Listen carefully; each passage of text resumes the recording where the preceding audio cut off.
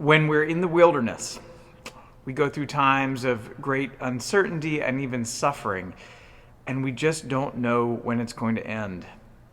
And yet we are not alone. Hi, I'm BJ. Thanks for spending a couple minutes with me this morning. Here in Advent, we talk a lot about the wilderness. We talk about John the Baptist as a voice crying out in the wilderness. We look at our own lives and we think about what it means to be off the track, away from places of comfort and security. And those wilderness places characterize so much of our lives. They are times when, a pandemic, what a perfect example of a wilderness season when we didn't know, we still don't know exactly when it's going to end, when the losses that we experience are very real. But there are so many other examples. You all know my story as I lost a loved one a little more than a year ago. That's been a path through the wilderness.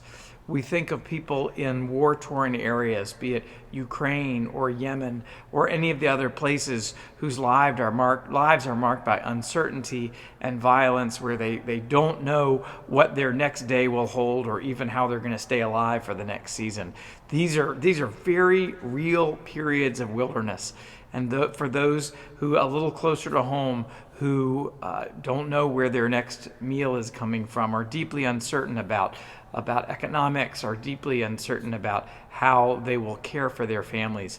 These are profound wilderness experiences. And in each of them, and you may be going through one of them yourself, a wilderness time doesn't have a set moment where it's going to end. You don't graduate from it. You don't have a target goal. And that's one of the things that makes them as hard as they are. They are marked not only by suffering, but also by deep uncertainty. And they are those moments. And here we love to be proud of ourselves for our resiliency, for our ability to grit and get through things. But the wilderness time are precisely those moments when the crisis, the struggle that we may be going through really overwhelms our reserves, and we're not sure how we get through it. In Advent, we don't say that those go away quickly just with the coming of Christmas. Rather, we say, these times are hard, and yet we are not alone. We are filled with the love of God, and Advent. The point of Advent is recognizing that we're actually between two Advents. The one where Jesus first came to be with us, where God incarnate entered our world and our lives, and that ultimate Advent when we are, as a world, called to the fulfillment of love. And in the midst of that time, we still go through the wilderness, but we have a different understanding. We can see those wonderful visions and elements of gathered grace all around us that help us to remind us that we are not alone.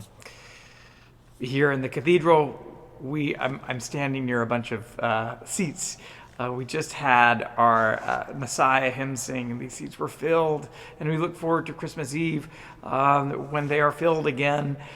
One of the beautiful things of that is we are a people who are in the wilderness, gathered together, not only to celebrate, worship, sing, but also to remind one another that we are not alone. We are together, and we are also filled with the presence of God. Blessings to you as we come into the final weeks, the final days of Advent. Thank you for spending a few minutes of time with me.